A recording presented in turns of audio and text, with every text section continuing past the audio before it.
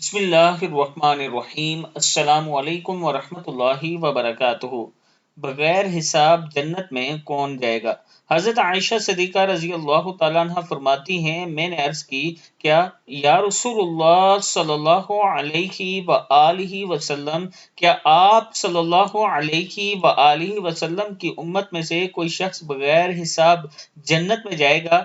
تو آپ صلی اللہ علیہ وآلہ وسلم نے فرمایا، ہاں، جو شخص اپنے گناہوں کو یاد کر کے روئے، یعنی جو شخص اپنے گناہوں کو، جو گناہ وہ کر چکا ہے، انہیں یاد کر کے روئے، وہ بغیر حساب کے جنت میں جائے گا، یعنی رو کر توبہ استغفار کرے۔ اللہ تعالی ہم سب کو بھی اس پر عمل کرنے کی توفیق دے۔ ویڈیو کو آپ نے آگے ضرور شیئر کرنا ہے، اور اللہ تعالیٰ سے دعا ہے کہ جتنے والدین آج تک فوت ہو چکے ہیں، جن جن کے ماں باپ فوت ہو چکے ہیں، اللہ تعالیٰ ان سب کو جنت الفردوس میں جگہ عطا فرمائے، آمین۔